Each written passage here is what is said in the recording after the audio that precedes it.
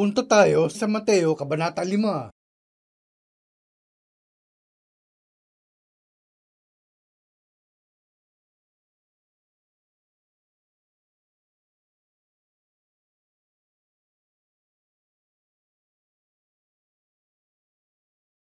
Babasahin ko mula talata 21.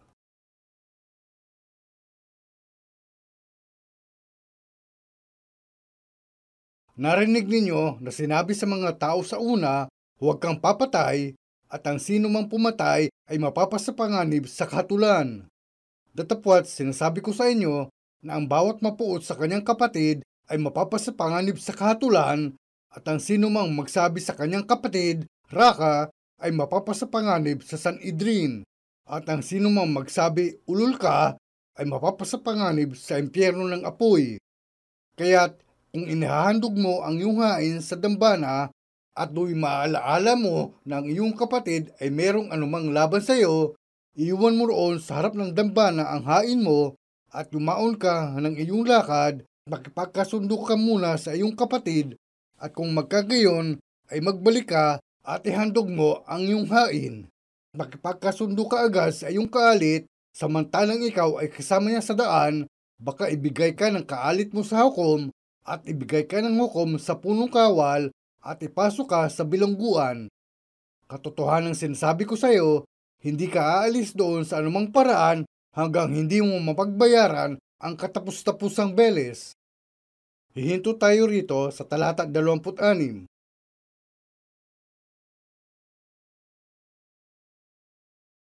Kapag binabasa natin itong sipi, maaari nating makita na sa iba't ibang direksyon dumadako ang isipan natin at nalilito tayo dahil walang sino man ang makatatayo sa harapan ng Diyos na may malinis na budhi base sa sinasabi rito. Wala. Kahit isa. Pero kung isasaalang-alang natin ang siping binasa natin dito, ang problema ay kung ano ang kailangan gawin ng tao upang makatayo sa harapan ng Diyos. Kung sinabi sa atin ni Jesus kung ano ang dapat gawin at kung paano ito gawin, isipin natin na dapat nating gawin ang sinabi niya, pero yamang may limitasyon ang ating lakas, mahirap para sa atin na gawin ang eksaktong sinabi niya. Pero ang problema ay, kapag sinabi ni Jesus ang tulad nito, dapat muna nating isaalang-alang kung sino ang sinasabihan niya sa panahong yun, tapos sino ang dapat tumanggap nitong mga salita. Anong uri ng mga tao ang kailangang tatanggap ng sinasabi nitong mga salita? May mga taong iniisip na ang mga talatang gaya nito ay tumutukoy sa konstitusyonal na batas ng kaharian ng langit at sa mga katuwid walang kinalaman sa kanila at kaya hindi nila inaalala ang kanilang sarili. May mga tao rin na hindi talaga nauunawaan kung ano ang sinasabi ng Biblia at bulag na namumuhay na sinisikap ng buo nilang makakaya na gawin kung ano ang sinasabi dito at ganun pa man, kahit pinagsusumikapan nila ng gusto, hindi nila naabot itong mga pamantayan. Malamang na wala pang isang tao ang nabubuhay sa mundong ito na namuhay ng tumpak ayon sa mga salitang ito. Nang sinabihan ni Jesus ang kanyang mga alagad na pagsumikapan nilang magsipasok sa makipot na pintuan, natigilan sila sandali, tuluyang nagulat. Nag-alala sila at itinanong kung ganon sino ang makakapasok sa karya ng langit. Kalintulad, kapag binabasa natin ang mga siping gaya nito, iniisip ko kung gaano kaya karaming tao sa mundong ito ang makakatayo sa harapan ng Diyos ng may malinis na budhi. Pero ibinibigay itong mga salita sa atin para sa kasalukuyang buhay natin dito sa mundo kung saan tayo namumuhay at humihinga ngayon habang paggala-gala sa kasalukuyang kalagayan, di ba? Hindi pagkamatay natin. Pero habang binabasa natin ang Biblia, kailangan muna nating isipin kung kanino niya unang ibinigay itong mga salita.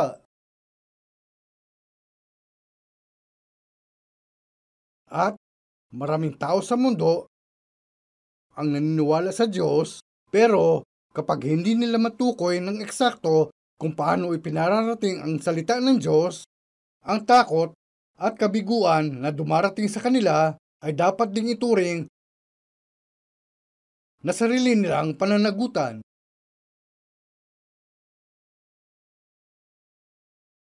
Ang mga salitang nabasa natin dito, unang-una sa lahat, ay ibinigay sa mga Hudyo.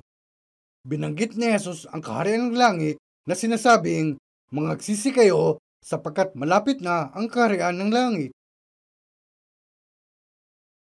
Habang sinasabi niya ito, sinabi rin niyang, "Huwag ninyong isiping ako'y naparito upang sirain ang kautusan o ang mga propeta. Ako'y naparito hindi upang sirain, kundi upang ganapin. At kung hindi hihigit ang inyong katuwiran sa katuwiran ng mga eskriba at mga Fariseo, sa anumang paraan ay hindi kayo magsisipasok sa kaharian ng langit."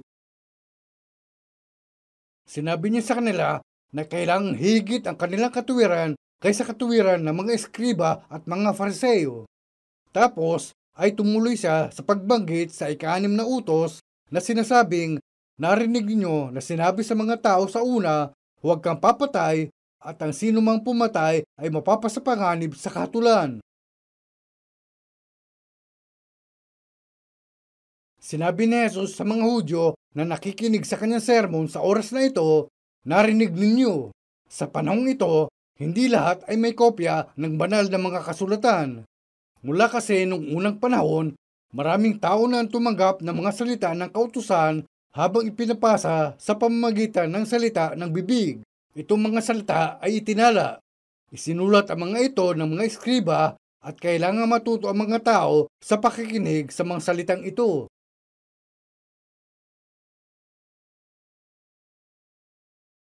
Kapag mali ang mga itinuro ng mga tao sa mga banal na kasulatan, ang mga natuto sa kanila ay mali din ang natututunan, kaya lito sila kung ano ang dapat nilang gawin at kung ano ang hindi dapat gawin.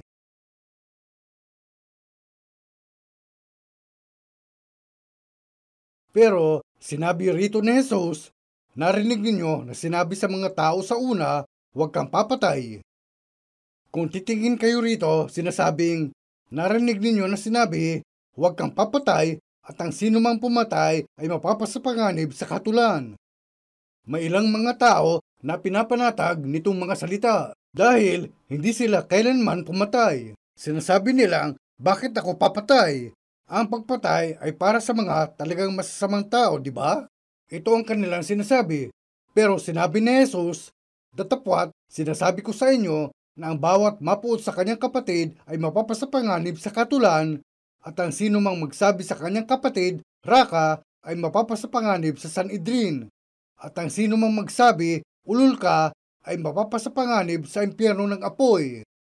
Sinasabi niya na hindi lang ang mga nakapatay ang hahatulan. Sinabi na ang sino mang pumatay ng ibang tao ay hahatulan, pero datapwat sinasabi ko sa inyo na ang bawat mapuot sa kanyang kapatid ay mapapasapanganib sa katulan. At ang sino mang magsabi sa kanyang kapatid, "Raka," ay mapapasapanganib sa Sanhedrin.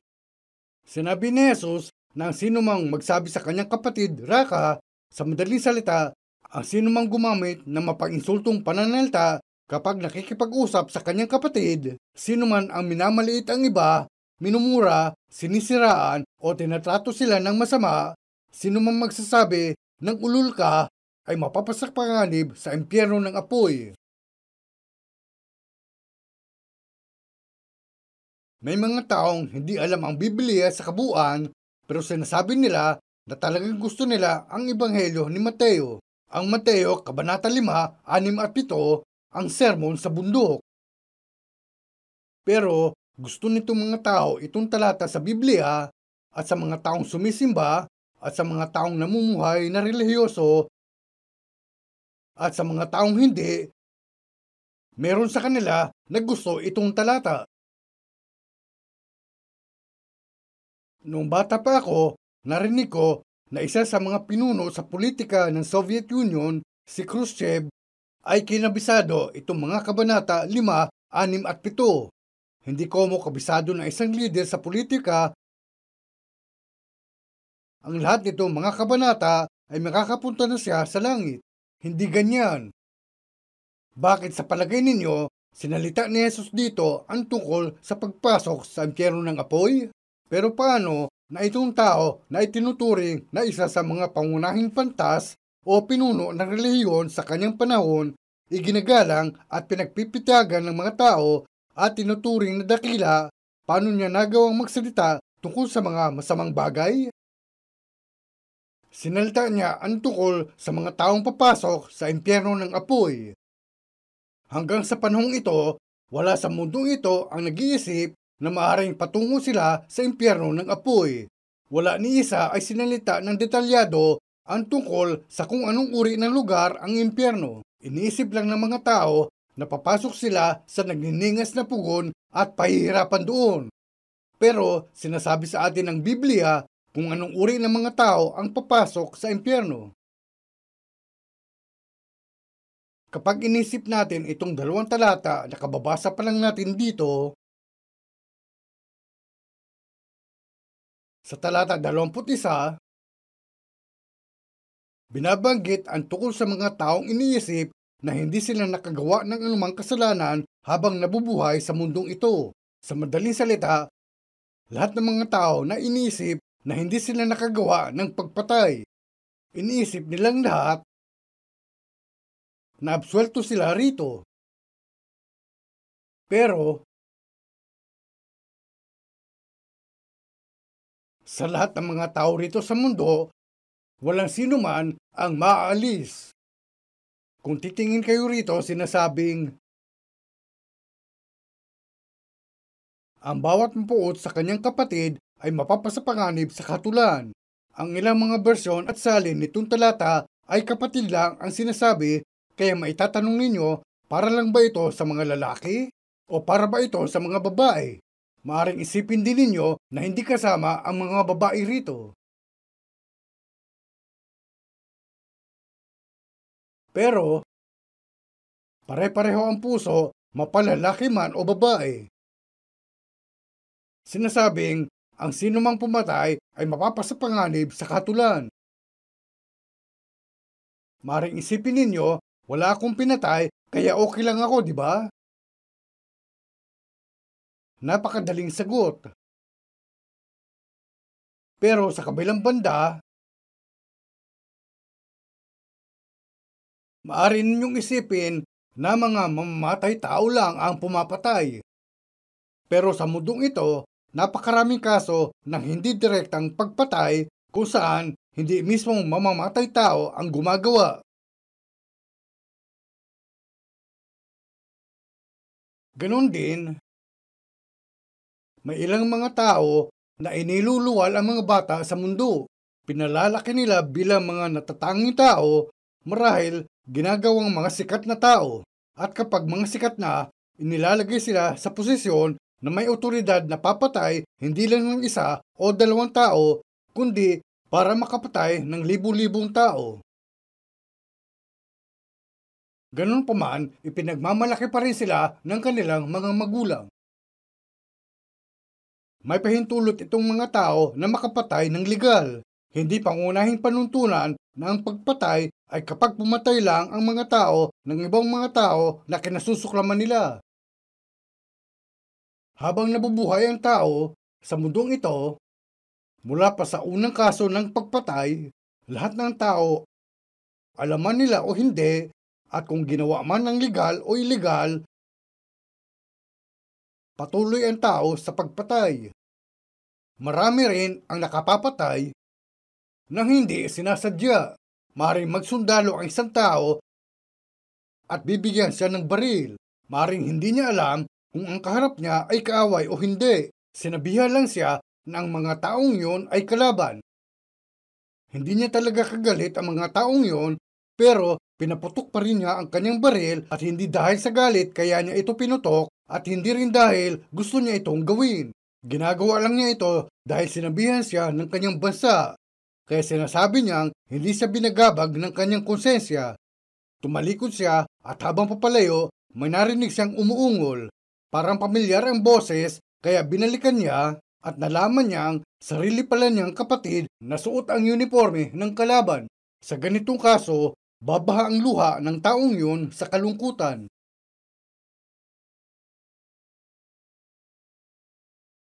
Napakaraming tao rito sa mundo ang pumatay ng sarili nilang mga kapatid dahil nakikipaglaban sila para sa kabilang panig ng digmaan. Ganyan ang kasaysayan ng sangkatauhan. Hindi lang si Cain ang pumatay ng kapatid niyang si Abel. Pagdating sa direktang pagpatay, kung may sinaksak ang isang tao gamit ang kutsilyo o meron siyang binaril o may nilason, itinuturing siyang napakasama.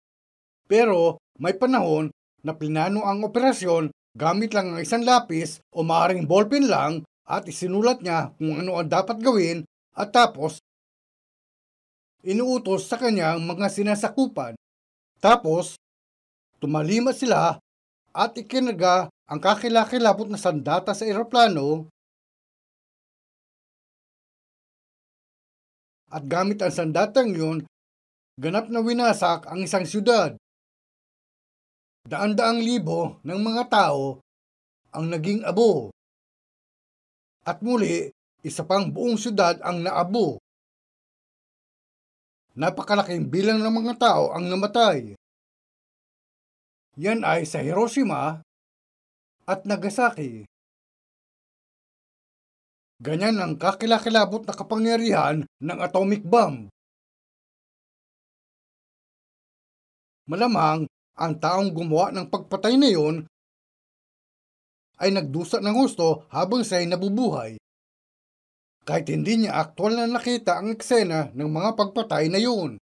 Sa mga taong iniutos na isagawa itong mga pagpatay at gumawa ng atomic bomb, meron sa kanila ang hindi man lang binagabag ang budhi, kahit sila mismo ang gumawa ng pinakamalaking kasamaan.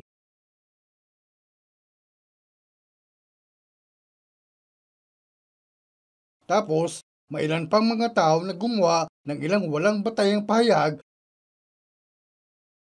para ipapatay ang isang partikular na bayan.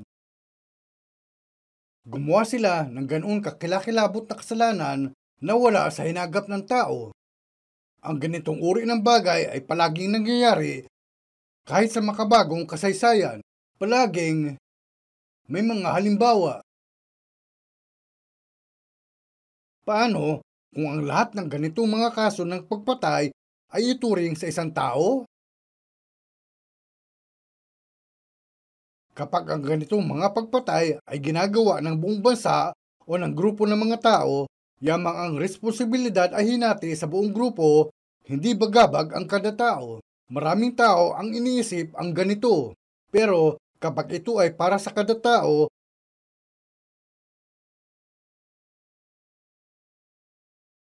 walang makakatakas.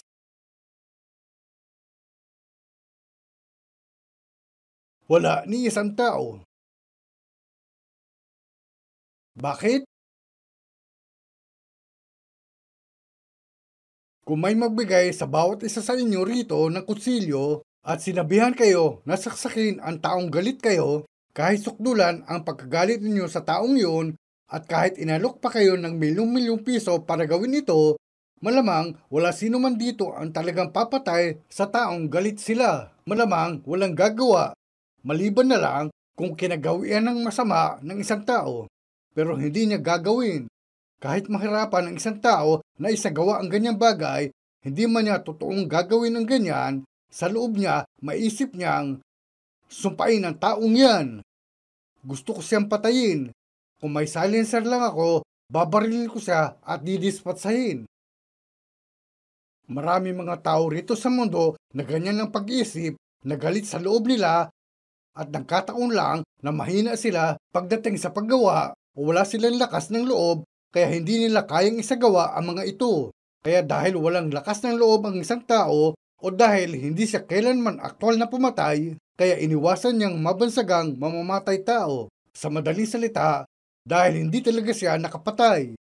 Pero Nang sinalita ng Diyos ang tungkol dito sa pamamagitan ni Jesus, sinabi niya ang motibo ng pagpatay. Tungkol sa pinagmulan ng pagpatay ang sinasabi niya. Hindi ang resulta ng pagpatay ang tinutukoy niya, ipinupunto niya na lahat ay may ganitong pare-parehong pangunahing katangian at may potensyal na makapatay. Kung pag-iisipan natin ng mabuti ang ating buhay mula pagkabata hanggang ngayon, makikita natin na maraming pagkakataon na labis nating kinapuutan ang ibang tao o pinagsisilosan o kinaiingitan sila. Isa o dalawang beses lang bang namumuo sa loob ng ating puso ang mga ganyang bagay habang nabubuhay tayo magpahanggang ngayon? Napaka-introvert ang tingin ng iba sa ilang mga tao at parang hindi talaga sila ang uri ng mga tao na papatay. Hindi sila gaya sa uri ng mga tao na mapupuot kanino man. Kung ganoon, ang taong mas maingay at masungit, ang uri ng tao na maaring papatay kahit sa konting kibot lang. Ang ganitong uri ng tao ang mukhang papatay pero sa katunayan, maaring siya pa ang mas malambot na puso. Kaya kapag tinitingnan ng Diyos ang tao, tinitingnan niya ang pangunahin nitong kalagayan. At kayo'y binuhay niya ng kayo'y mga patay dahil sa inyong mga pagsalansang at mga kasalanan na inyong nilakaran noong una ayon sa lakad ng sanglibutang ito, ayon sa pangulo ng kapangyarihan ng hangin ng espiritu na ngayon ay gumagawa sa mga anak ng pagsuway. Sa gitna ng mga yaon, tayo rin naman ng ibang panahon ay nangabubuhay sa mga kahalayan ng ating laman na ating ginagawa ang mga pita ng laman at ng pag-iisip at tayo nooy katutubong mga anak ng kagalitan gaya naman ng mga iba. Sinasabihan tayo ng Biblia na meron sa kalikasan natin na ibinabangon ang kasalanan at ito ang nagpapagawa sa atin ng kasalanan. Ang pangunahing kalikasan na yan, yung orihinal na kasalanan, ay nasa loob natin at kumikilos tayo ng ayon dito. Kaya, ang pangungutya sa ibang mga tao, ang pagturi sa kanila ng mababa, ay halos katumbas lang din ng pagpatay.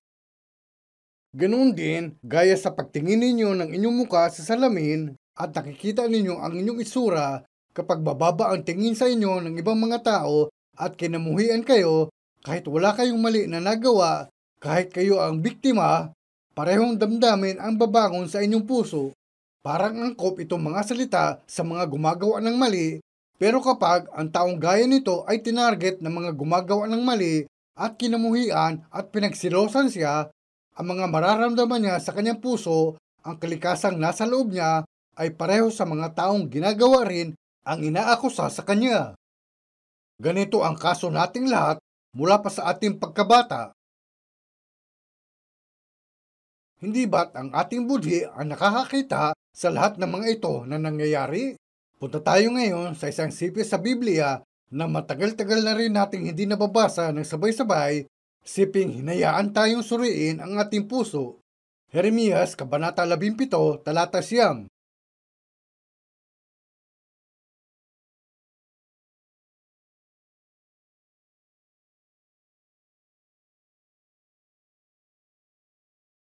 Jeremias, Kabanata 17, Talata 9.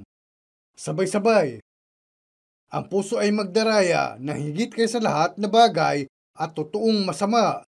Sinong makaalam? Akong Panginoon ay sumisiyasat ng pag-iisip, aking tinatarok ang mga puso upang magbigay sa bawat tao ng ayon sa kani-kanyang lakad, ayon sa bunga ng kani-kanyang mga gawain. Ang puso ng tao ay magdaraya ng higit kaysa lahat na bagay at walang lunas.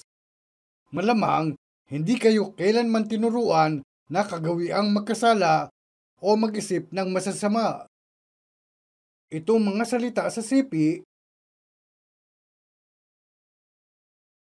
ay para sa mga problema ng puso at wala itong kinalaman sa pagbabago ng panahon o kung pinapanatili ba o hindi ang kaayusan sa lipunan.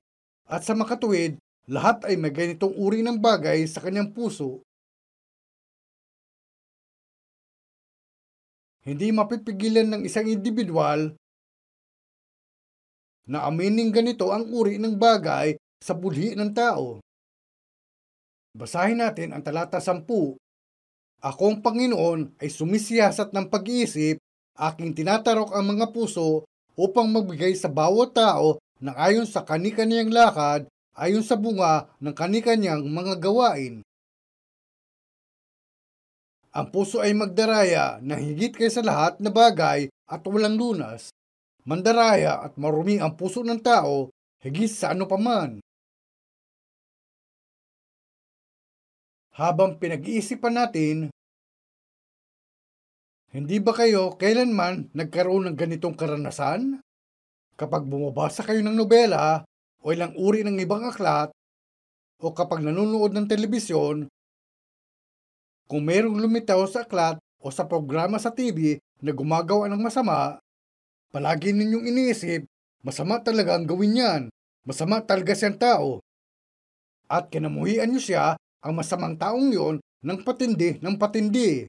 At kahit parang ayaw na ninyo itong tingnan, napapansin nyo na lang na hinihila kayo nito para patuloy itong basahin o panuurin.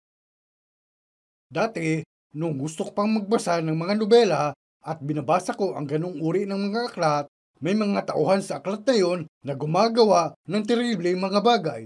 Pero kalaunan, nang inisip ko habang binabasa ko ang mga aklat, para lang akong nananalamin sa salamin na sinasalamin ang aking puso. Kung hindi dahil doon, paano ko ba ito makikita? Kapag hindi alam ng isang bata kung ano ang mainit, hindi matatakot ang batang yun sa mainit na bagay. Wala kasi siyang alam. Kailangan may mahawakan siyang mainit para malaman kung ano ang mainit.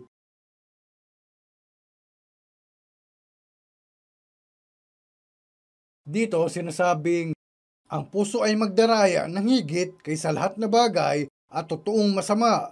Sinong makaalam? Akong Panginoon ay sumisiyasat ng pag-iisip, aking tinatarok ang mga puso upang magbigay sa bawat tao ng ayon sa kani-kanyang lakad, ayon sa bunga ng kani-kanyang mga gawain. Na ito ang pamantayan natin, walang makakapagsabi ng may pagkakatiwala. Kapag tumayo na tayo sa harapan ng Diyos, wala akong kasalanan. Balikan natin ang Mateo, Kabanata 5.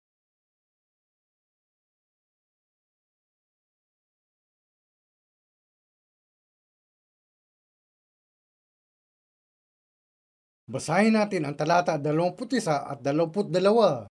Narinig ninyo na sinabi sa mga tao sa una, huwag kang papatay, at ang sino mang pumatay ay mapapasapanganib sa kahatulan.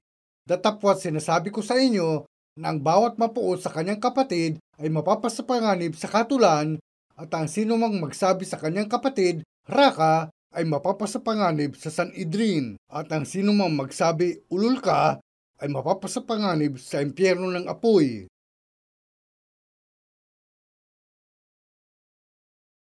Kapag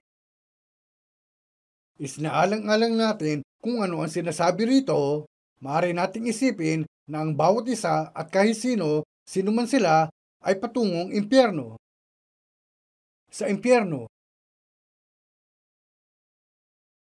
sinabi ni Jesus na ang ganong mga tao ay mapapasapanganib sa dagat-dagatang apoy.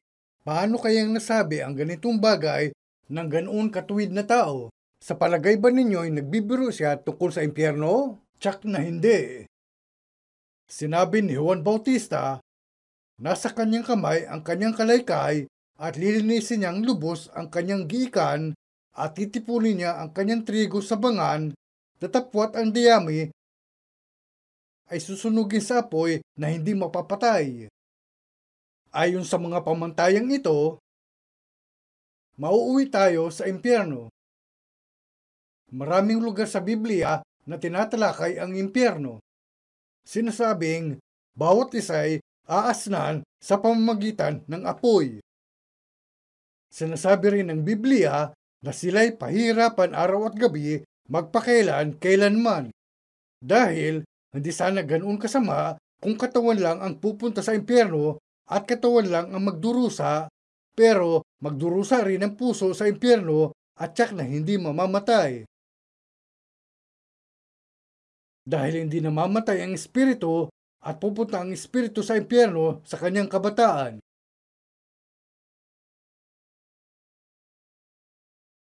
Gaano man katanda ang isang tao, kahit matanda na siya at kuba na nang siya ay namatay, nang nasa pintuan siya ng kamatayan, bata pa rin ang kanyang puso at ang walang hanggang puso na yan ay pupunta sa impyerno at sinasabi ng Biblia na do'y pahihirapan sila araw at gabi magpakailan kailanman. Bakit sinalita ni Jesus ng napakaseryoso ang tungkol sa impyerno? Dahil una na siyang pumarito para ihanda tayo para hindi tayo mapunta pa roon. Dahil pumarito siya para hadlangan na mapunta tayo sa impyerno. Ito ang dahilan kung bakit sinasabi niya ang mga ito. Walang sino man dito sa mundo ang nagturo ng ganyan. Sinabi ni Jesus, "Ako ang daan at ang katotohanan at ang buhay. Sino man ay di makaparoroon sa Ama kundi sa pamamagitan ko." Ang siyang nagsabi nito mga salita ay hindi lang basta pumarito para dalhin tayo sa langit. Pumarito siya una sa lahat para hindi tayo mapunta sa impyerno upang hadlangan tayo na mapunta sa impyerno. Dahil ang mga tao na ibinibigay ang mga maling turo, ang mga bulaang propeta at ang mga bumagsak na anghel ang papasok sa impyerno. Ito ang lugar na kahahantungan ng masasamang espiritu. At kaya sa impyerno, pahihirapan ng mga dyablo at ang mga bumagsak na anghel ang iba na sobra pa sa mga sigang tambay sa kalye. Dahil dito itinayo ng dyablo ang kanyang headquarters.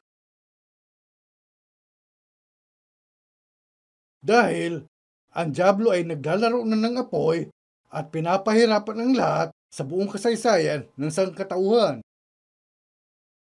Kapag kumukulo sa galit ang puso ng mga tao, kapag sila'y pinahihirapan, lito, kapag galit sa ibang tao, ang pinagmulan nitong lahat ay masasabi sa patong-patong na sama ng loob ng isang tao. Ang salita para rito sa Koreano ay binubuo ng dalawang Chinese character at ang pangalawa ay karakter para sa apoy. May apoy sa ating puso, sinasabi ng Biblia, at ang dilay isang apoy at ang dilay pinagniningas ng impyerno kung hindi kayo mag-iingat sa paggamit ng inyong dila.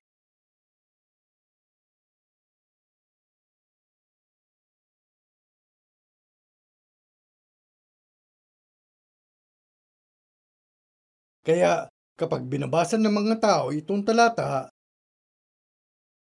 pinagpapasyahan nila na kung ayaw nilang mapunta sa impyerno, hindi nila dapat kamuhian ang kahit sino. Ganito ang pasya nila. Pero kapag buo na ang kanilang isipan na gawin ito, malalaman nilang lalo nilang kinamumuhian ang mga tao.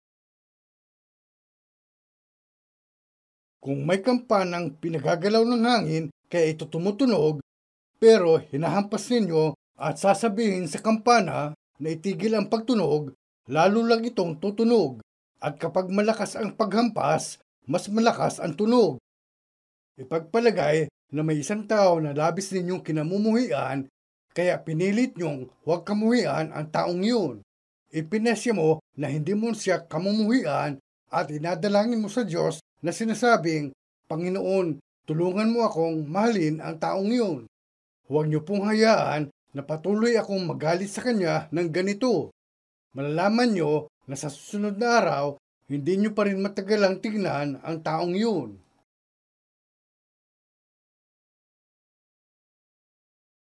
Yamang ang pagnanasang papatay ay bumangon sa loob ng puso ng tao, nasa sitwasyon siya na hindi matakasan ang pambubuyo sa loob niya. Ganito ang tao. Kapag tatayo tayo sa harapan ng Diyos, hindi natin matatakas ang mahatulan para rito. Kaya itong mga salita rito ay para sa lahat sa buong sangkatauhan. pagdating sa mahalagang kalikasan na sinasabi rito. Pero itong mga salitang isinulat dito ay para sa mga Hudyong kinagtagpo si Jesus ng harapan sa panahong ito. Itong mga salita rito. At sa hinaharap, sa panahon ng katapusan ng mundo, itong narinig ng mga Hudyo rito mula kay Jesus ay maaaring maging kautusan at aral para sa kanila.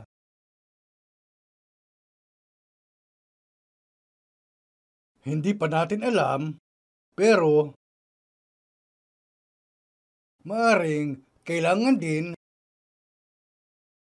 itong mga salita ng mga taong papasok sa kaharian ng langit sa hinaharap. Pero para sa atin na nabubuhay ngayon, ang mga salitang narinig ng mga tao nung unang dumating si Jesus at ipinahayag ang ebanghelyo ng kaharian ng langit, dapat nating tingnan kung paanong para sa atin itong mga salita at kailangan natin suriin kung para rin ba sa lahat ng nabubuhay rito sa mundo itong mga salita. Kahit ang mga mababait na bata na nasa ating mga tahanan, maging sa mga cute na sanggol na iniluluwal natin sa mundong ito, habang paunti-unti silang lumalaki, sila rin ay pumapasok sa ganitong uri ng kasalanan. Ang usbong nitong kasalanan ay sumibol na sa loob nila at lumalaki. Kaya ang siyang dumating para isara ang pintuan ng impyerno upang harangan ang daan patungo sa pintuan ng impyerno para sa bawat isa sa atin bilang mga individual. Ang siyang dumating upang hindi na tayo mapunta sa impyerno ay pauna nang ibinala sa atin. Noong una, hindi para sa kanino lang itong mga salita. Ang mga taong unang nakinig nitong mga salita ay hindi mga hintil. Hindi sila mga taong tulad natin. Ang mga taong unang nakinig nitong mga salita ay mga Hudyo.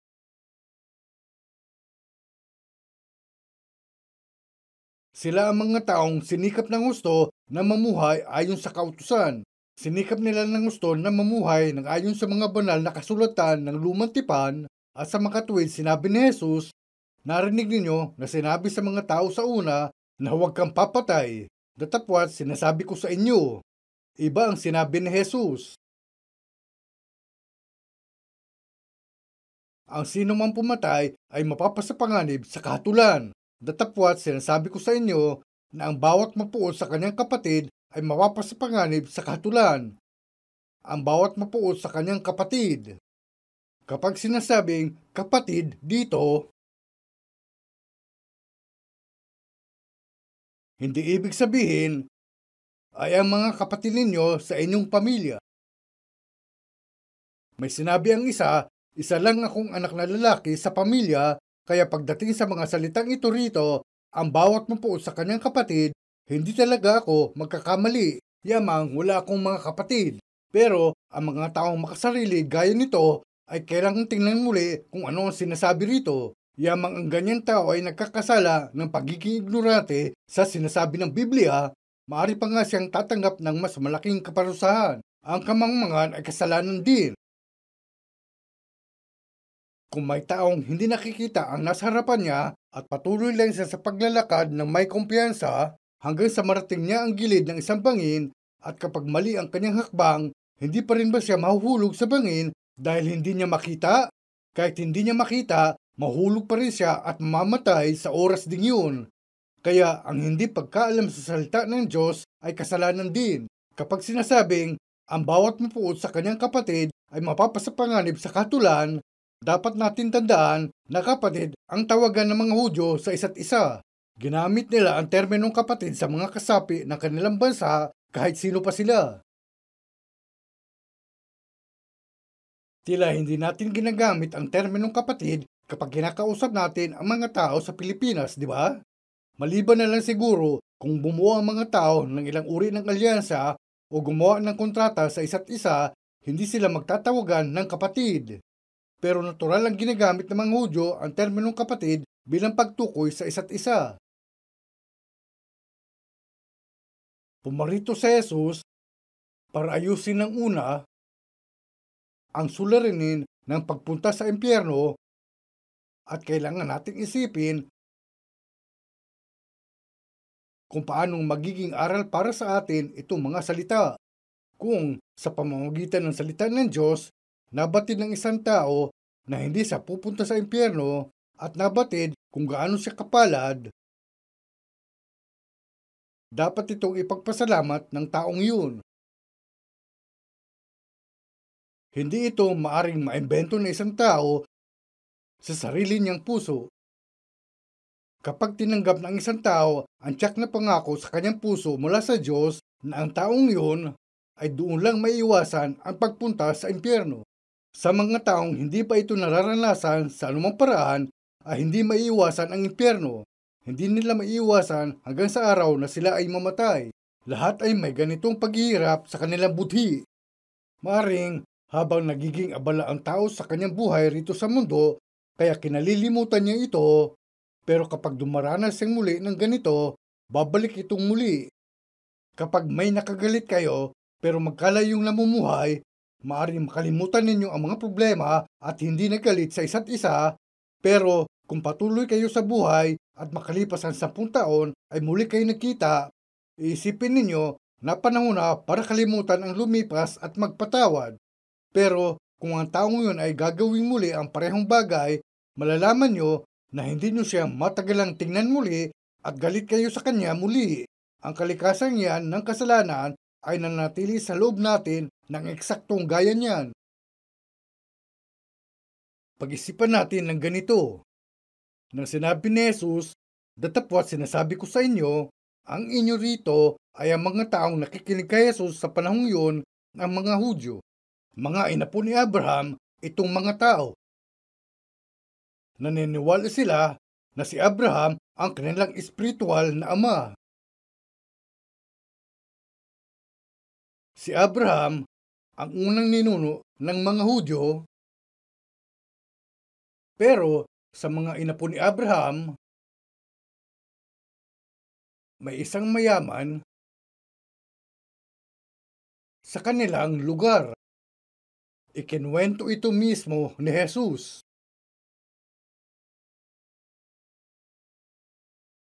Mayaman ang lalaki at may napakarami kayamanan, kaya madalas din siyang magdaos ng mga piging. Pero walang makikitang pangalan sa kwento maliban sa pangalan ng isang pulubi na humiga sa pintuan ng mayaman. Sinasabi na ang pangalan ay Lazaro. Ang pangalang Lazaro, kapag isinalin, ay ibig sabihin, Diyos ang aking saklolo. Humihiga itong lalaki sa pintuan ng mayaman at puno ng mga sugat ang kanyang buong katawan. Tila nabuhay siya sa pagkain tinanggap niya sa pamamalimos at dumating ang mga aso at dinilaan ang kanyang mga sugat. Pero kalaunan, yamang parehong lumipas ang panahon sa dalawang lalaki, dumating ang panahon, hindi ko alam kung sa magkaibang araw, pero pagkalipas noon, pareho na silang hindi makita sa kanilang lugar. Naglahaw ang dalawang tao na yon sa balat ng lupa ng mga oras na yon, pero ang mga taong nakakita sa kanila ay malamang na kilalang kilala sila. Sinaksihan marahil ng mga tao ang buhay nitong dalawang tao kung una bang namatay ang pulubi o ang mayaman. Lubang magkaiba ang buhay nitong dalawang lalaki. Sinasabi ng Biblia na namumuhay araw-araw sa karangyaan ang taong mayaman at tinatamasa ang pagpapakasaya araw-araw at idinadaos ang malalaking piging. Pero kahit sa kainitan ng araw, hindi makakuha ng angkop na damit ang pulubi, kaya kailangan niyang magsuot ng mga damit na pangtaglamig, mga damit na parang basahan. Pero ang mayaman ay suot ang pinong lino at masaya. Araw-araw ay nabubuhay siya sa karangyaan. Pero wala man lang lumalapit sa pulubi maliban sa mga aso. At ang pulubi mismo ay trinato na parang aso. Kaya matagal na siyang kinalimutan ng mundo. Nang dumating ang oras para mamatay ang mayaman, malamang marami ang pumunta sa kanyang libing at malamang siya ay pinagluluksaan ng todo. Ngunit ang pulubi ay malamang na ibinalot lamang sa isang lumang piraso ng tuyong dayami na banig at inilibing sa isang lugar kung saan siya. Ang mayaman ay malamang na inilibing sa mas magandang lugar. Malamang abala ang taong mayaman sa mundong ito, di ba? Gaano man kaabala ang isang tao rito sa mundo, kapag dumating na ang oras ng kanyang kamatayan, wala na siyang magagawa. Gaano man tayo kaabala sa mundong ito, kapag dumating na ang araw na yon, wala na tayong magagawa. Kailangan nating lahat magpahinga. Nang iminulat ng mayamang yun ang kanyang mga mata, talagang nabigla siya. Ang taong labis niyang hinamak, ang taong hindi man lang niya nagawang ituring bilang tao, ang taong humiga sa pintuan kung saan siya naglabas-pasok, ang taong hindi niya matagalang tingnan,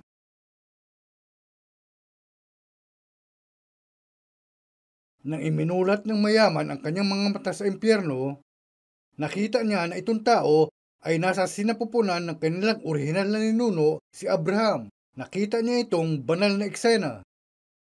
Nasa gitna ng matinding pagdurusa ang mayaman. Napakainit doon. At uhaw na uhaw siya. Walang magpapaginhawa sa kanya. Ni hindi niya akalain na mapupunta siya sa lugar na ito. At sa gitna ng kakilakilabot na pagdurusa, itiningala niya ang kanyang mga mata at nakita si Lazaro sa sinapupunan ni Abraham. Hindi marahil sa magugulat kung ang isa sa kanyang mga kasamahan ang nakita niya sa lugar kung saan niya nakita ngayon si Lazaro. Pero nang nakita niya itong walang silbi na iba ang katayuan sa kanya at nasa ganap na kakaibang lugar, nabigla siya ng husto. Sumigaw siya, "Amang Abraham," na siya'y nagmakaawa sa kanya. "Nagdurusa ako sa apoy na ito. Suguin mo si Lazaro upang itubog ang dulo ng kanyang daliri sa tubig at palamigin ang aking dila." Nakiusap siya ng ganito, kahit sa puntong ito, kahit siya ay nasa impyerno, nang iminulat niya ang kanyang mga mata at nabatid at nabago na ang kanyang sitwasyon at nasa ganoong kahindik-hindik na kasawiang palad at nakita niya kung paano inilagay ang isang kahabag-habag na uri ng tao sa napakabuting kalagayan, ang pangunahin niyang kalikasan ay buhay pa at pareho pa rin. Kaya humiling siya na para bang tumatawag sa isa sa kanyang mga alipin. Nang nakita niya si Lazaro sa napakabuting kalagayan, hiniling niya na dalhan siya nito ng tubig. Hiniling niya na dalhan siya ni Lazaro ng kahit isang patak ng tubig sa dulo ng kanyang daliri. Noong nabubuhay pa itong tao rito sa mundo, wala siyang idea kung ano ang salita ng Diyos. At mula rito, makikita natin kung ano ang kanyang pangunahing katangian. Kung habang nabubuhay pa siya sa mundong ito, ay nakainom ng kahit isang maliit na patak ng walang hanggang tubig na buhay ng mga salita ni Jesus, hindi sana ganoon ang pangunahin niya ang kalikasan. Mahimno na sinasabing, 영생수의 맛을 보고 at sinunod ang Panginoon. Kung nagawa ito ng mayamang tao, hindi sana siya humantong sa ganoon. At sumigaw muli itong lalaki. At kaya kinausap siya ni Abraham at sinabi, "Anak, tinanggap mo ang lahat ng mabubuting bagay nung nabubuhay ka habang nagdurusa itong si Lazaro. Ngayon si Lazaro ay inaaliw dito at ikaw ay naghihirap diyan sa ibaba." At sumigaw muli ang mayaman. Sumigaw siya sa pangalawang beses. "Kung ganoon, Amang Abraham, suguin mo si Lazaro sa bahay ng aking ama. Meron akong 5 kapatid na lalaki. Hayaan niyong kausapin sila ni Lazaro para hindi sila mapunta sa parehong mahirap na kalagayan." Tila nabuhay na ang budhi ng mayaman at tila nanatili pa rin sa kanya ang pag-ibig na may kaugnayan sa laman. Tapos kinausap siya ni Abraham at sinabi, kahit may pumunta sa kanila na nabuhay mula sa mga patay, hindi nila ito pakikinggan. Nasa kanila si Moses at ang mga propeta, pero hindi pa rin nila pinakikinggan. Makikinig kaya sila sa isang taong nabuhay mula sa mga patay? Punta tayo ngayon sa Ebanghelyo ni Lucas.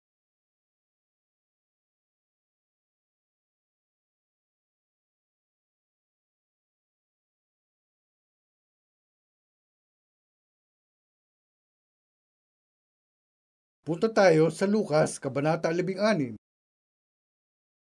Kung nakita nyo na, babasahin ko mula talata 11.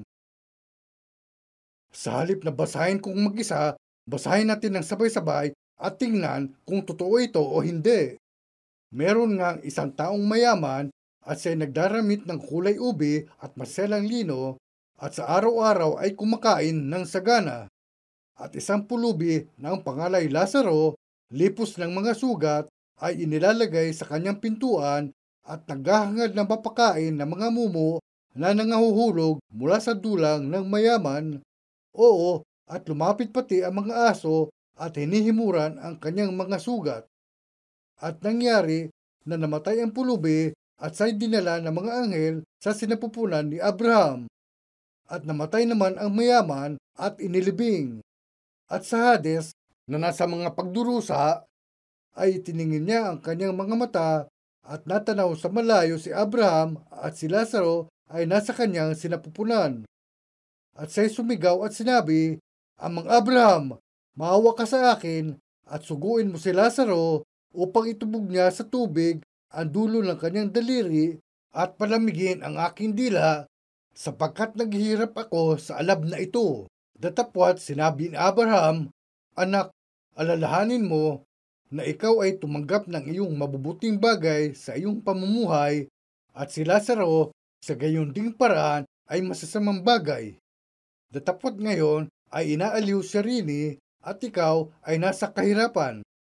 At bukod sa lahat ng ito ay may isang malaking banging nakalagay sa pagitan namin at ninyo upang ang mga mag-ibig tumawid buhat din hanggang sa inyo ay hindi maaari at gayon din walang makatawid mula dyan hanggang sa amin. At sinabi niya, ipinamamanhi ko nga sa iyo, Ama, na suguin mo siya sa bahay ng aking ama sapagkat ako'y may 5 kapatid na lalaki upang sa kanila'y patotohanan niya, baka pati sila'y mga parito sa dakong ito ng pagdurusa. Datapwat sinabi ni Abraham, nasa kanila si Moses at ang mga propeta, bayaan sila'y pakinggan nila. At sinabi niya, hindi, Amang Abraham. Datapwat, kung ang isang mula sa mga patay ay makaparaon sa kanila, sila'y mga nagsisisi. At sinabi niya sa kanya, kung di nila pinakikinggan si Moses at ang mga propeta, ay di rin mga hihikayat sila kahit ang isa'y magbangon sa mga patay. Dito, hindi lang ikinukwento ni Jesus ang talinghaga para magbigay ng halimbawa, ipiniliwanag niya ang tiyak ng mga katotohanan. Ang Diyos na lumikha ng mga langit at lupa, ng dagat at ng tuyong lupa at lumikha sa lahat, ay nagkatawang tao at pumarito sa mundo. Paanong hindi niya malalaman ang eksaktong sitwasyon ng impyerno? Sinalita niya dahil nakita niya talaga ang impyerno. Ang impyernong pupuntahan ng espiritu ng mga tao. Tinutukoy rin itong Hades. Sinabi na niya ang tungkol dito bago pa man siya nagkatawang tao. Kung titingin kayo rito sa talata 30, sinasabing, Hindi, Amang Abraham. Datapwat, kung ang isang mula sa mga patay ay makaparaon sa kanila, sila'y mga nagsisisi. Kaya hiniling niya kay Abraham na suguin si Lazaro.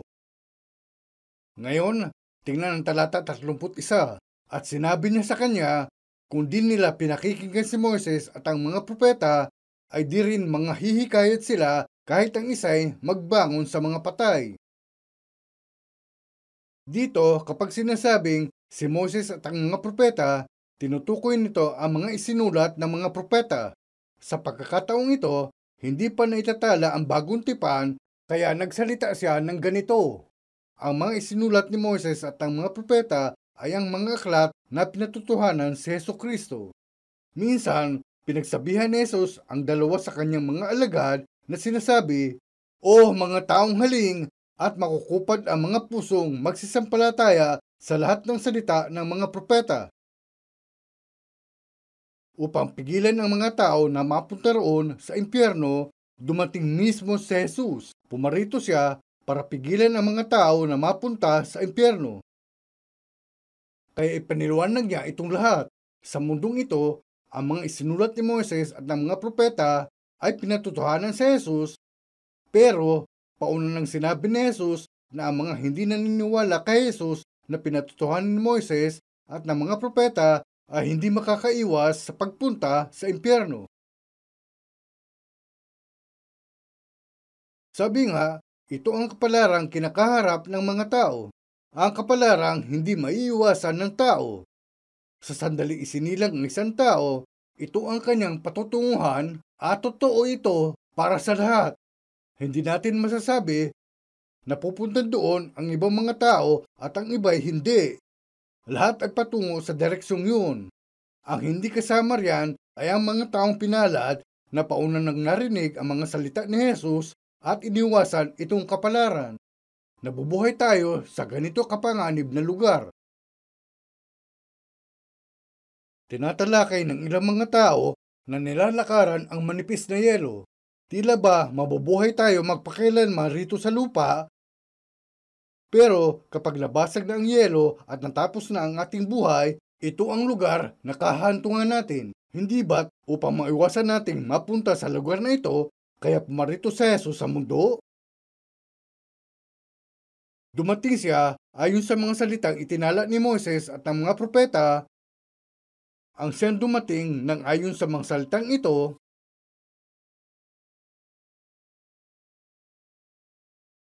ay pumarito dahil nabubuhay tayo sa gitna ng kasalanan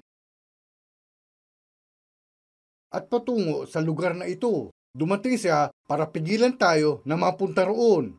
Pumarito siya para posibleng iwasan itong kapalaran. At ito ang sinabi niya sa atin. Sinabi niya kung paano mapupunta ang mga tao sa impyerno. Sinabi niya na kailangan nating malaman ang tungkol sa pangunahing kasalanan na nasa loob natin kahit na hindi natin ginagawa itong kasalanan. At sinabi niya ito dahil may paraan para malutas natin itong problema. Balikan natin ang Mateo, Kabanata 5.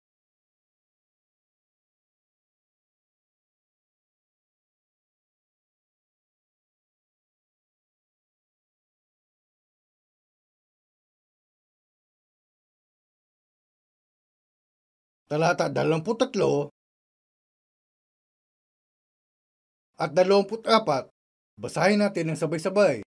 Kaya't kung inihahandog mo ang iyong hain sa dambana at do'y maaalaala mo na ang iyong kapatid ay merong anumang laban sa iyo, iwan mo roon sa harap ng dambana ang hain mo at yumaon ka ng iyong lakad, makipagkasundo ka muna sa iyong kapatid at kung magkagayon ay magbalik ka at ihandog mo ang iyong hain. Kaya, gaya sa nakikita natin sa talatang ito, sinalita ni Jesus ang tungkol sa pangunahing kalikasan ng kasalanan na nasa loob natin at sinabi na kapag may galit tayo sa isang kapatid o sinabihang hangal ang kapatid na yon o minumura ang isang kapatid, sinabi rin niya na kapag dinadala natin ang handog sa harap ng dambana, kung sa panahong yon ay maaalaala natin na may sama ng loob sa atin ng ating kapatid, dapat nating iwanan ang ating handog sa harap ng dambana at alis tayo at makipagkasundo muna sa kapatid na yon sa kababalik at maghandog. Itong mga salita, siyempre, ay para sa mga Hudyo. Ang punto na walang direktang kinalaman sa atin ay ang dambana. Maraming mga huwad na mga dambana. Gumagawa ang mga tao ng pulpitong tulad nito at dito sila nangangaral at dahil dinadala ng mga tao ang mga donasyon at inihahandog dito sa harap, sinasabi nila na ang harapang yan ay ang dambana. Pero hindi yan ang uri ng dambana ang tinutukoy rito. Tinutukoy nito ang dambana sa harapan kung saan direktang sumasamba ang mga tao sa Diyos at direktang iniaalay ang mga hain sa Diyos. Maraming inihaing handog sa harapan nitong dambana. Magkakatay sila ng tupa o baka o iba pang hayop. Kung babasahin nyo ang Levitico Kabanata 1, makikita roon ang pagsasalarawan ng lahat nitong iba't ibang handog. Kaya kung ang isang taong nakagawa ng kasalanan at nabatid ang kanyang kasalanan ay darating na may kasamang hain na ihahandog, hindi niya dapat isipin na ihahandog lang itong hain sa Diyos. Sinabi sa atin ni Jesus na ibaba ang handog sa harap ng dambana at alis muna at makipagkasundo sa ating kapatid at saka babalik at ihandog ang hain. Ngunit, tinanggihan ng mga Hudyo itong mga salita sa panahong yun. Hindi nila nauunawaan na dapat nilang gawin ang eksaktong sinabi niya, interesado lang silang maghandog ng mga hain. Sa pamamagitan ng Biblia, makikita natin kung paano sila sinaway ng Diyos bago pa man humarap ang kasaysayan ng Israel sa ganyan katinding hirap at pagdurusa. Punta tayo sa Isaias, Kabanata 1.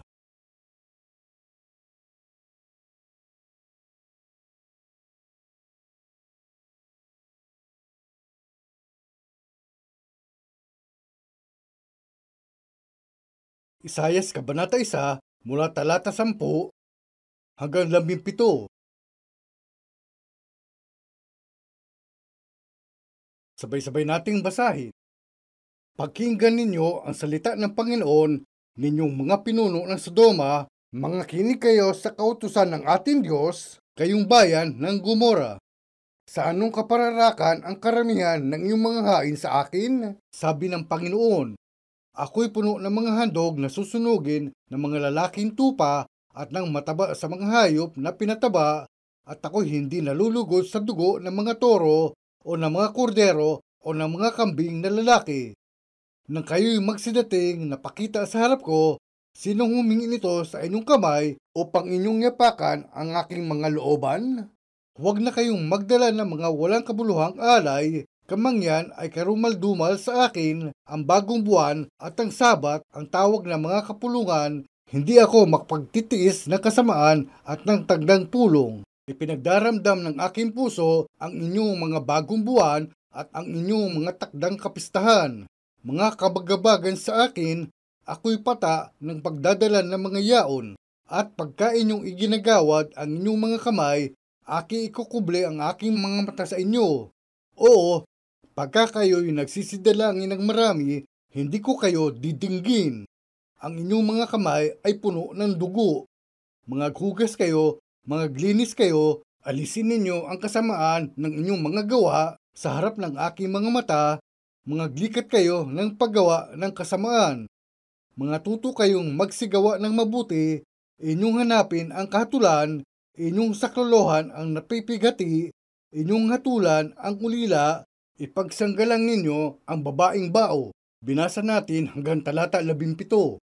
Ano ang sinusubukan ninyong gawin para sa akin sa dami ng inyong mga hain? Anong silbi ng mga yan sa akin? Sinasabi ng Diyos na hindi nga niya gustong makita itong lahat ng mga hain na dinadala at inihahandog ng mga tao sa Kanya. Ito ang pananaw ng Diyos dahil puno ang kanilang puso ng kasamaan. Sinabi ng Diyos na niyurakan lamang nila ang Kanyang mga looban at sinabi niyang hindi niya ito matagalan. Ito ang paraan ng Diyos sa pagsaway sa bansang ito nang ang mga tao ay puno ng kasalanan. At nang dumating si Jesus, kinuusap niya itong mga tao na patungong impyerno at pauna na silang binalaan ng ganito. Dahil sa usapin ng pagpasok sa apoy ng impyerno, sinabi ni Jesus, kaya't kung inihahandog mo ang iyong hain sa dambana at do'y maalaala mo na ang iyong kapatid ay merong anumang laban sa iyo, ito ay sa Mateo, Kabanata 5, talata 23.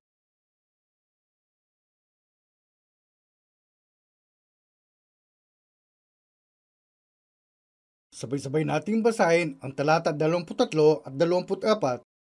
Kaya't kung inihahandog mo ang iyong hain sa dambana at do'y maalaala mo na ang iyong kapatid ay merong anumang laban sa iyo, iwan mo roon sa harap ng dambana ang hain mo at yumaon ka ng iyong lakad, makipagkasundo ka muna sa iyong kapatid at kung magkagayon ay magbalik ka at ihandog mo ang iyong hain. Kung may ginulo kayong kapatid o ginawa ng masama ang isang kapatid o sinaktan ang isang kapatid, kung merong ganito sa inyong budhi, kung ganoon, hindi ka dapat magpunta at maghandog ng hain sa Diyos. Una, dapat mong iiwan ang iyong handog doon at alis ka at makipagkasundo ka sa iyong kapatid, saka ka babalik at ihandog ang iyong hain sa dambana. Sinabi ni Jesus na may pagkakasunod-sunod ang mga ito.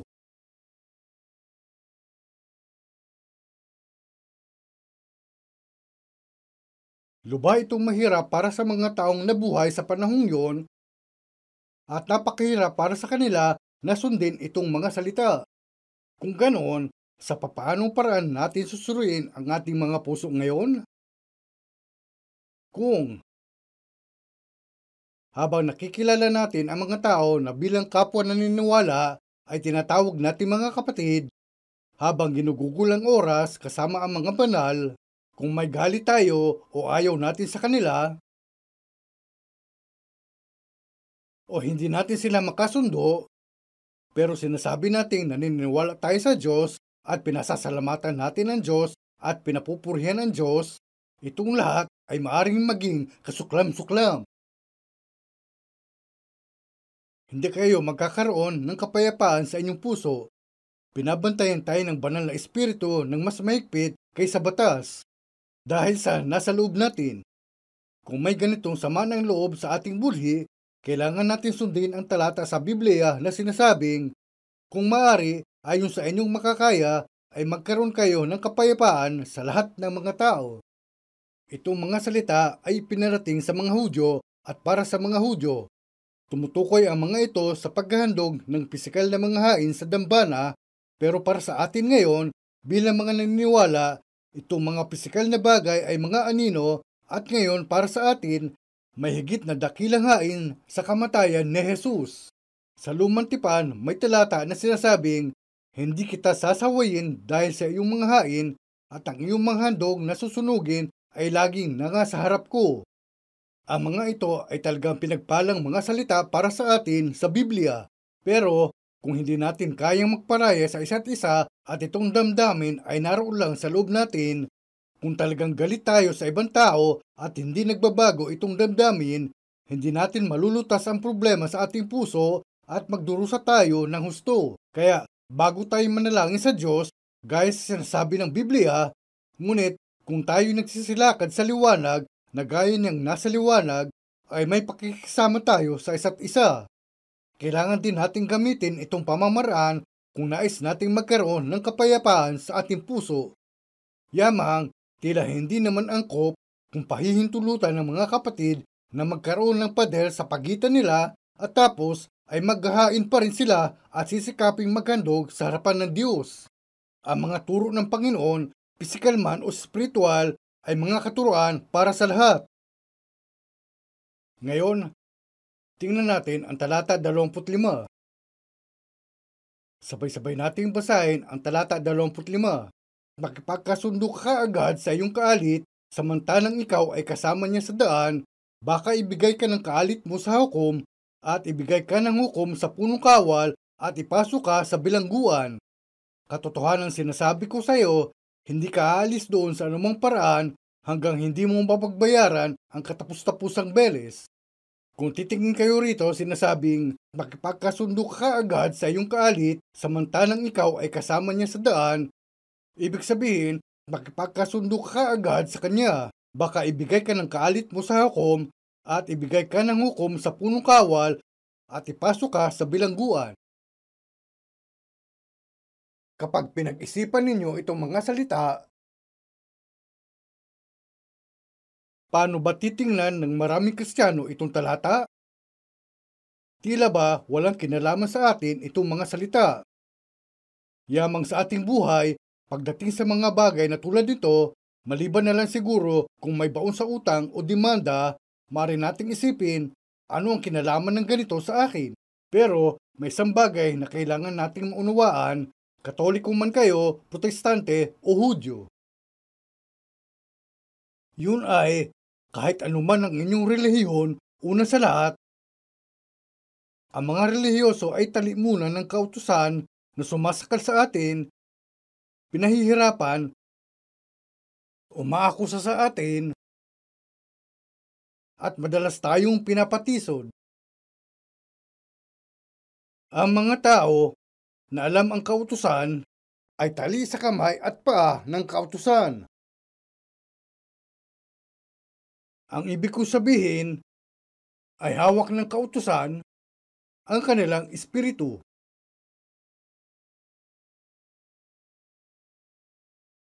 Makikita natin sa Biblia na itong mga salita ay ipinararating una sa lahat sa mga Hudyo. Punta tayo sa Juan, Kabanata 5.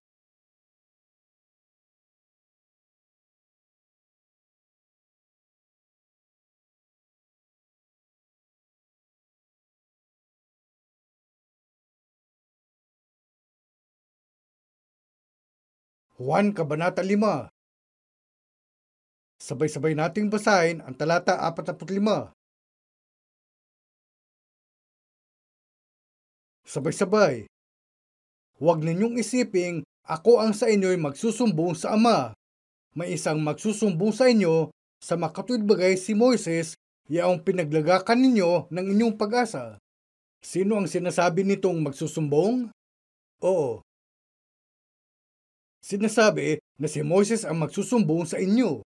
Sa madaling salita, kung iisipin natin muli itong talata sa simula, sinasabing, narinig ninyo na sinabi sa mga tao sa una, huwag kang papatay. Kung iisipin natin, ibinigay ni Moises ang 10 utos. Ibinigay ito ni Moises noong hindi pa lubos na nauunawaan ng mga tao ang layunin at kahulugan ng kautosang ibinigay sa kanila ng Diyos sa pamamagitan ni Moises. Sinimulan ng mga Hudyo na sundin itong kautusan sa panlabas, kaya mahusay lang sila sa pagtupad ng mga paghahain at paghahandog ng mga hain sa harapan ng Diyos, at iniisip nila na ito ay sapat na. Pero itinuro sa kanila ni Jesus na dapat muna nilang ihandog ang kanilang mga puso. Kaya kung hinahatulan ng kautusan ni Moises ang mga Hudyo, hinatulan ba sila? Bunga ng mga kasalanang nagawa nila? O ang posibilidad na makakagawa sila ng mga kasalanan ay hinahatulan din? Kung titingnan base sa mga ito, nasaan kayo? Punta tayo sa mga taga-Roma, Kabanata 2.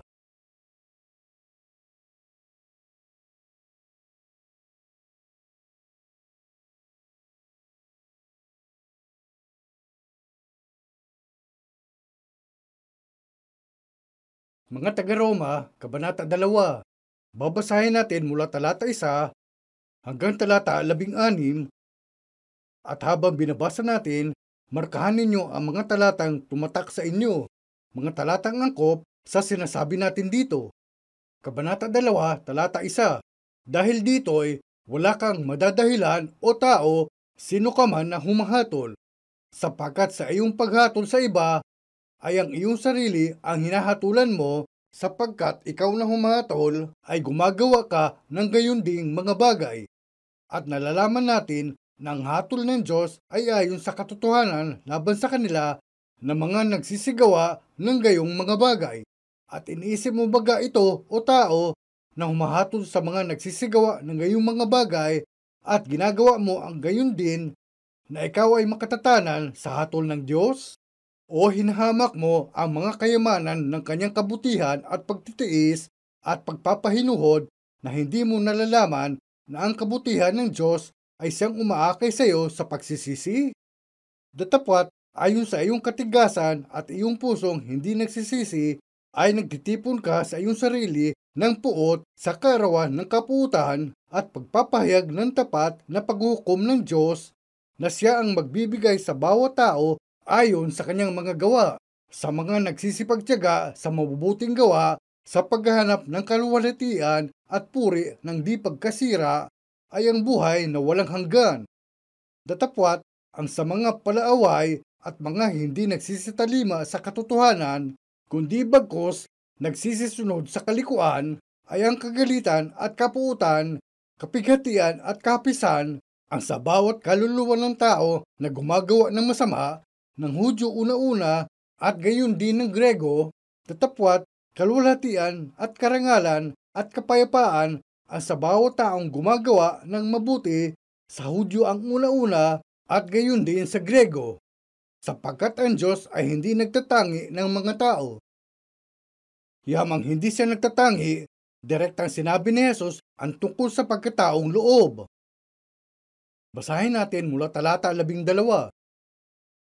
Sapagkat ang lahat ng nangagkakasala ng walang kautusan ay mga papahamak din naman ng walang kautusan, at ang lahat na nangagkakasala sa ilalim ng kautusan ay sa kautusan din sila hahatulan, sapagkat hindi ang mga tagapakinig ng kautusan ang siyang mga ganap sa harapan ng Diyos, kundi ang nangagsisitalima sa kautusan ay aariing mga ganap.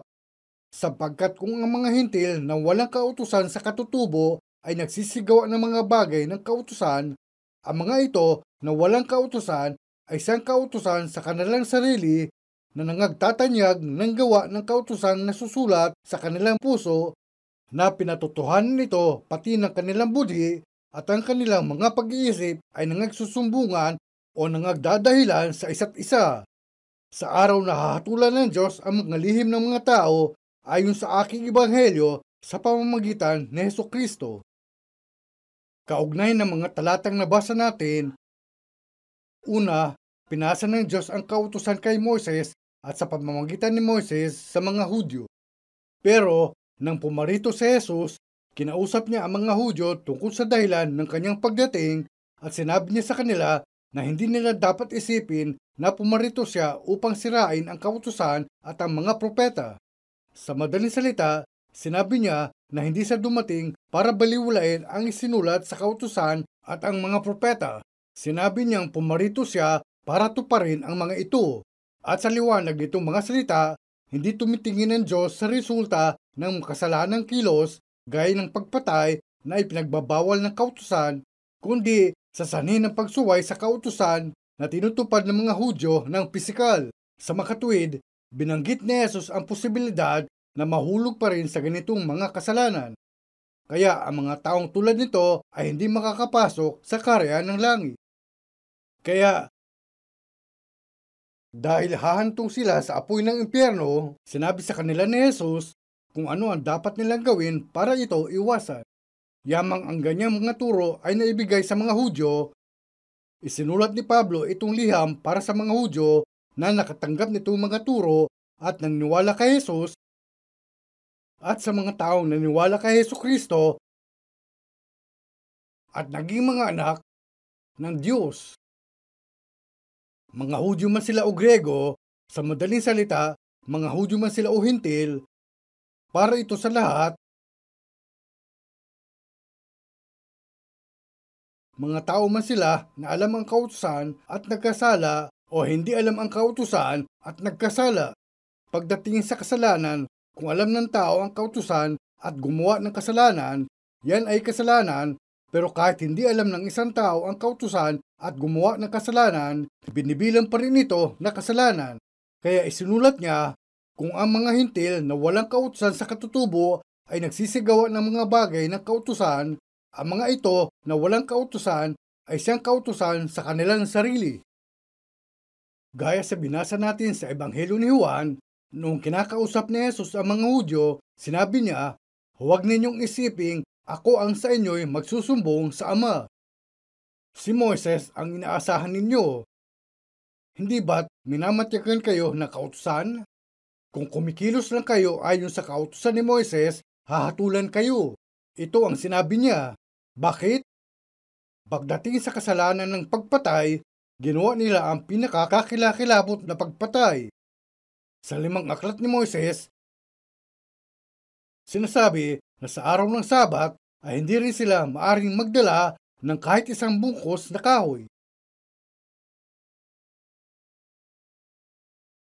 Ibinigay sa mga Hudyo itong mahigpit na kautusan at sinabi rin ng kautusan na hindi nila maaring dumihan ng lupain ng dugo at walang paglilinis na magagawa sa lupa dahil sa dugo na nabubo doon, kundi sa pamamagitan ng dugo niya ang nagbubo.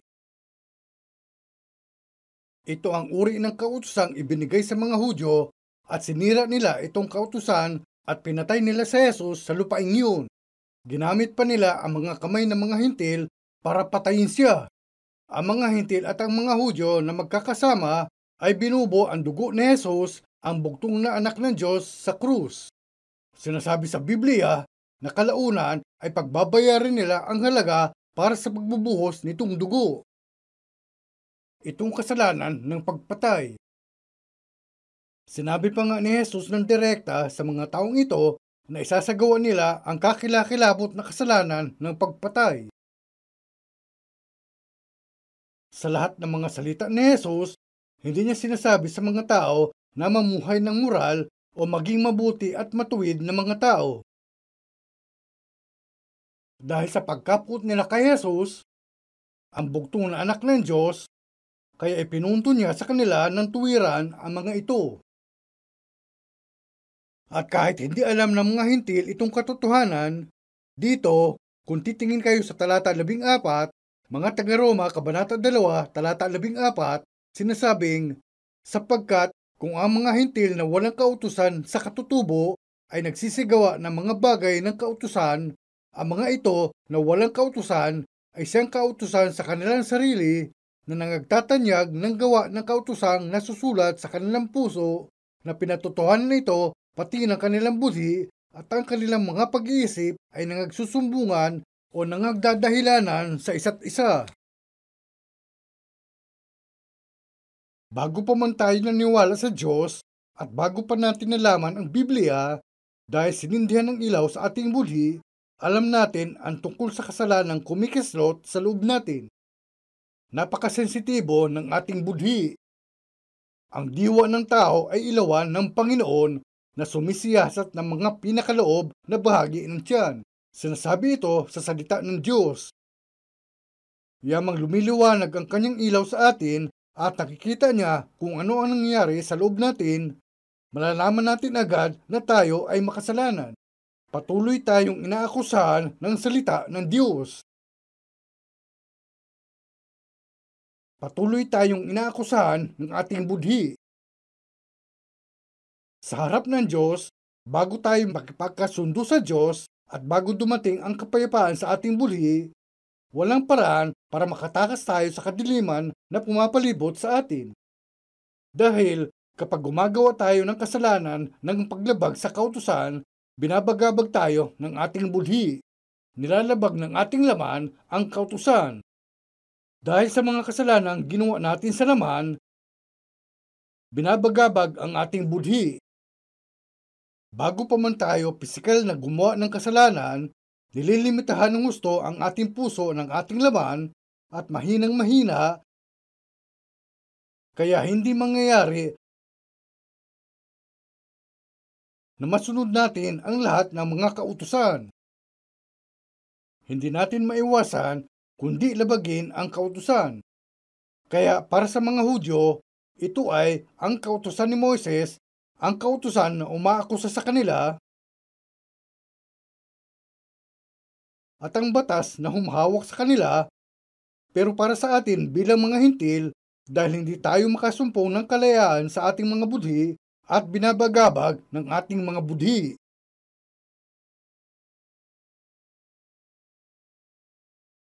Natagpuan tayo ng kautusan ng ating budhi. Yan ang paraan para sa ating mga hintil. Para sa mga nag-aral ng kautusan at alam ang kautusan ng Diyos ang may hawak sa kanila, at kaya si Moises ang umaakusa sa mga taong ito. Kaya, sa pananaw ng Diyos, sinabi niya ako'y pata ng pagdadala ng mga yaon. Sa anong kapararakan ang karamihan ng inyong mga hain sa akin? Kaya sinaway ng Diyos itong mga tao. Sinabi niya, kahit ihandog ninyo ang ganyang uri ng pagsamba, ang inyong puso ay nasa kung saan-saan. At nang sinuway niya sila, sinabi niya, mag-usap tayo ng minsan pa. Kaya ang pangakong yun na ginawa niya sa bansang ito ay matatagpuan sa iba't ibang dako.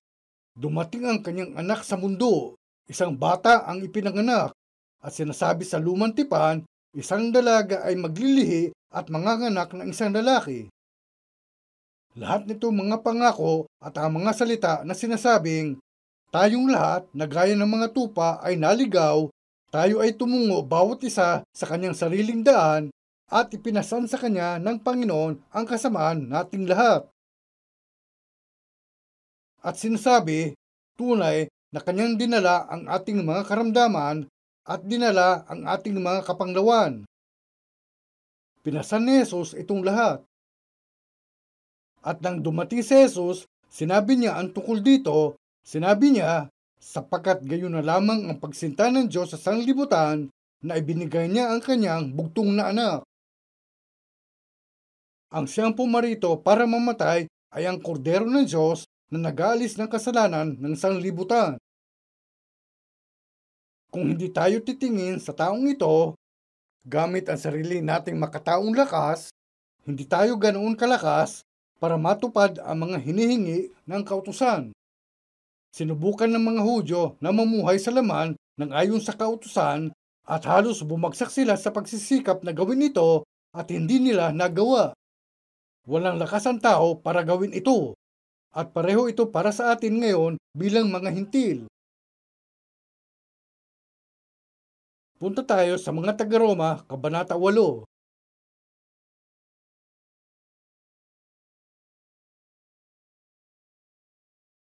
Mga taga-Roma, Kabanata 8, talata 3 at 4. Sapagkat ang hindi magawa ng kautusan na mahina sa pamamagitan ng laman sa pagsusugo ng Diyos sa kanyang sariling anak na nag-anyong lamang salarin at dahil sa kasalanan ay hinatulan ng Diyos sa laman ang kasalanan upang ang kahilingan ng kautusan ay matupad sa atin na hindi nang agsisilakad ayon sa laman kundi ayon sa Espiritu. Makipagkasundo ka agad sa iyong kaalit samantalang ikaw ay kasama niya sa daan. Dito sinasabi na hindi natin matutupad ang kautusan dahil sa kahinaan na nasa ating laman. Pero sinasabi sa atin ng Biblia na sa pamamagitan ng kanyang kamatayan, tinupad ni Jesus ang hinihiling ng kautusan. Sa pagsusugo ng Diyos sa kanyang sariling anak na nag-anyong lamang salarin at dahil sa kasalanan ay hinatulan ng Diyos sa laman ang kasalanan upang ang kahilingan ng kautusan ay matupad sa atin na hindi nang nagsisilakad ayon sa laman kundi ayon sa Espiritu. Binabagabag tayo ng ating Espiritu. Ginawa mo ang kasalanan yan, di ba? Ginawa mo itong kasalanan, di ba? Nagkamali ka, di ba? Sinabi mong hindi ka nagalit sa taong iyon, pero ngayon galit ka na naman sa kanya. Ang ganyang mga akusasyon ay bunga ng kautusan ng ating budhi. Huwag kang papatay. Ang mga pakiramdam ng may kasalanan ka ay mula sa pagbabasa ng mga kautusang tulad nito. Nagdurusa rin ang ating budhi kapag binabasa natin ang mga salitang sinabi ni Jesus. Ang bawat mapuot sa kanyang kapatid ay mapapasapanganib sa kahatulan. Bagamat meron tayong nagdurusang puso sa liwanag nitong salita, nababatid natin na may kautusan lang ng pananampalataya, hindi mga gawa ng kautusan. Hindi ang mga gawa ng kautusan, kundi kautusang nangangailangan ng pananampalataya. Kaya habang tinitingnan natin ang lumang tipan sa pamamagitan nitong kautusan ng pananampalataya, makikita natin na ang hain ay dapat na ihandog ng ayon sa kautusang ito. Gaya sa sinabi ni Jesus, ang bawat mapuot sa kanyang kapatid ay mapapasapanganib sa kahatulan. Pero ang tangi nilang ginawa ay dalhin ang kanilang mga hain at ihandog ang mga ito. Hindi nila alam na itinago rito ang napakadakilang pag-ibig ng Diyos. Punta tayo muli sa Isayas, Kabanata 1.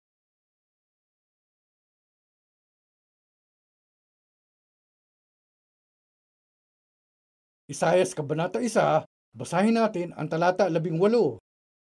Magsiparito kayo ngayon at tayo'y magkatuwiranan, sabi ng Panginoon. Bagaman ang inyong mga kasalanan ay maging tila mapula, ay magiging mapuputi na parang niebe. Bagaman maging mapulang gaya ng matingkad na pula, ay magiging parang balahibo ng tupa. Tayo'y magkatuwiranan. Magsiparito kayo ngayon at tayo'y magkatuwiranan, sabi ng Panginoon. Bagaman ang inyong mga kasalanan ay maging tila mapula, ay magiging mapuputi na parang niebe. Bagaman maging mapulang gaya ng matingkad na pula, ay magiging parang balahibo ng tupa. Ito ay pag-ibig ng Diyos. Nang pumarito si Jesus sa mundo at tiningnan ng mga Hudyo batay sa kanilang mga pamantayan, lahat sila ay karapat-dapat na hatulan. Lahat sila ay itinakda sa impyerno. Lahat sila ay itinakda sa kakilakilabot na kaparusahan. Pero nang tiningnan sila ng Diyos sa pamamagitan ng kanyang dakilang pag-ibig, may landas ng kapatawaran para sa kanila. Ang dakilang pag-ibig ni Jesus kung saan ipinasan niya ang lahat ng kanilang mga kasalanan sa kanya ay tinago roon. Kaya kung titignan natin ang salita ng Diyos na naibigay sa atin, ang paraan para takasan ng naakusahang tao ay para mapalaya ang kanyang budhi at maging malaya sa kautusan. Ito ang kailangan nating malaman una sa lahat. Pareho rin ito sa mga taong nabubuhay anuman ang panahon. Isinugo ng Diyos sa Jesus sa mundong ito upang ito ay isakatuparan. At balang araw, kapag nahulog ang mga Hudyo sa maliligalig na kalagayan sa panahon ng kapighatian o sa panahon ng 1,000 taong kaharian, ibibigay ito mga salita upang magbigay ng aral sa maraming tao. Pero una sa lahat, habang nabubuhay tayo rito sa mundo, kung iisipin natin kung paanong itong mga salita ng unang ipinahayag sa mga Hudyo ay naging aral sa atin ngayon, malalaman natin na lahat ay dinaranas ang kirot ng budhi. Dahil sinisiyasat ng Diyos ang puso ng mga tao kung ito'y may kautusan o wala, natutunan man nila o hindi ang kautusan sa pamamagitan ng Biblia at mga Hudyo man sila o hintil. Kapag tinitingnan natin ang ating sarili sa pamamagitan ng Biblia, makikita natin na ang kalikasan ng kasalanan sa loob natin ay nakikipag-alit sa Diyos at sa makatuwid, kailangan nating malaman na napatawad na ang mga ito sa pamamagitan ng biyaya ng Diyos at dapat mapasalamatin tayo na napalaya na tayo ng biyaya ng Diyos. Tapos ay makakapagpasalamat na tayo sa Diyos sa pagbibigay sa atin nitong espesyal na kapamahalaan para mamuhay na may papuri sa Panginoon sa ating puso.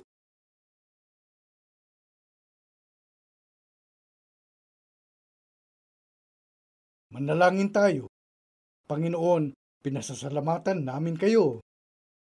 Naliligaw po kami at may kasalanan, subalit salamat sa inyong banal na pag-ibig sa aming budhi sa pamamagitan ng kamatayan sa krus ni Jesus na sinugo ng Diyos sa mundong ito, sa pamamagitan ng pagbubuhos ng kanyang dugo. Lahat ng mga kasalanang gumugulo sa aming budhi ay pinatawad. Nabatid namin ito sa aming budhi at dahil dito, muli namin kayong pinasasalamatan. Habang nabubuhay kami rito sa mundo, idinadalangin namin na lalo pa naming malaman na nanatili kami sa mundong ito para maipalaganap ang inyong banal na salita sa ibang mga tao. Naway patnubayan nyo kami upang lalo kaming maging mapasalamatin sa inyo at maipalaganap ang inyong biyaya sa ibang mga tao. Dalangin namin na gabayan po kami ng banal na espiritu sa bagay na ito at ipinapaubayan namin sa inyong mga kamay ang aming buhay habang idinadasal namin sa pangalan ng Panginoong Hesus. Amen.